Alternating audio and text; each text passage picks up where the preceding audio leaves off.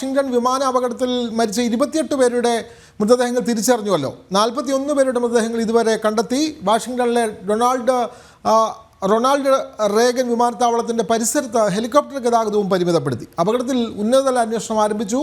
സംഭവത്തിൽ വിമാനങ്ങളുടെ black box കണ്ടെത്തിയിരുന്നു. കൂടുതൽ വിവരങ്ങൾ ഐസൺ. തീർച്ചയായും വിനോദ് സൂചിപ്പിച്ചതുപോലെ 28 പേരുടെ മൃതദേഹങ്ങൾ കൃത്യമായി തിരിച്ചറിഞ്ഞിരിക്കുന്നു. അത് ഏത് രീതിയിലാണ് ഈ നടപടിക്രമങ്ങൾ എന്ന് സംബന്ധിച്ച വിശദീകരണങ്ങൾ ഇനി വരാനിരിക്കുന്നതേ ഉള്ളൂ. പലരുടെയും മൃതദേഹങ്ങൾ വിട്ടുകൊടുത്തു, ബന്ധുക്കൾക്ക് ചടങ്ങുകൾക്കായി വിട്ടുകൊടുത്തു, അല്ലെങ്കിൽ കർമ്മങ്ങൾക്കായി വിട്ടുകൊടുത്തു എന്ന വിവരങ്ങളും പുറത്തു വരുന്നുണ്ട്.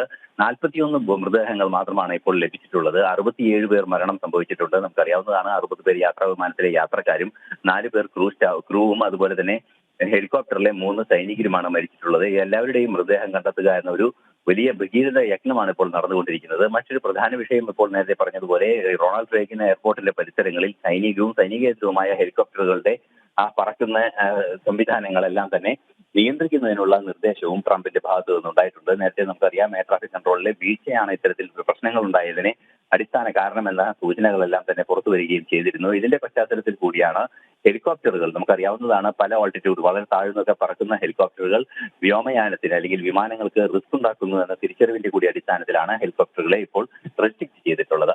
വിനോദ്, തീർച്ചയായും വാഷിംഗ്ടൺ വിമാന അപകടത്തിൽ മരിച്ച 28 പേരെയും തിരിച്ചറിഞ്ഞു. 41 പേരുടെ മൃതദേഹങ്ങൾ ഇതുവരെ കണ്ടെത്തി. ഉന്നതതല അന്വേഷണവും ആരംഭിച്ചിട്ടുണ്ട്.